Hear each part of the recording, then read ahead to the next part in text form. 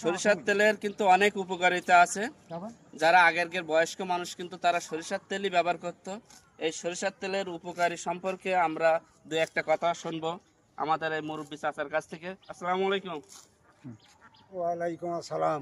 চাচা, এই সরিষার তেল তো কেমন উপকারিতা আমাদের দর্শকদের একটু জানান আপনি এই কেমন। এই সর- বল। এই সরিষার তেল আমি আজ কোনো পাম অয়েল, সুপার, তারপরে এসব ব্যবহার করি না। আমি সরিষার তেল ব্যবহার করি, তো এটাও খুব ভালো, সব দিক তো ভালো।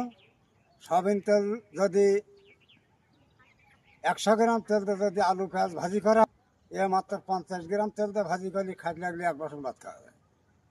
এটা প্রমাণ। এই সয়াবিন তেল খাচ্ছি না, আমি এই সরিষার তেল ব্যবহার ছাড়া করিনি। আর সরিষার তেল খাওয়ার পরে আপনার শরীরে কোনো উপকারিতা হয়েছে? উপকার মানে আমার 61 বছর বয়স হয়েছে, আমি এখনো ডাক্তারের 1 টাকার ওষুধ খাইনি। এই সরিষার তেল আমার এক জায়গায় কাটি গেলি, মোড়া লাগলি, ভেঙে গেলেও আমি ডাক্তার দেখাইনি, ব্যান্ডেজ করি না, আমি সরিষার তেল ব্যবহার করি। আল্লাহর পরে বার দেখি গ্যাসের সমস্যা দূর। আমার এই 61 বছর বয়স, আমি এখনো 1 টাকার ওষুধ খাইনি। এটা আবার বাস্তব কথা। ছোটবেলা থেকে সরিষার তেল খাওয়া। আমি ছোটবেলা থেকে এই সরিষার তেল ব্যবহার করে আসতেছি, আর সরিষার তেলই আমার সব। মোট কথা সরিষার তেলের কোনো অপকারিতা নেই।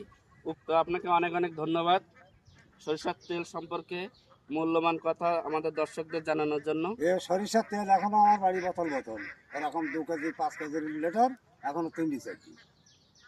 ধন্যবাদ।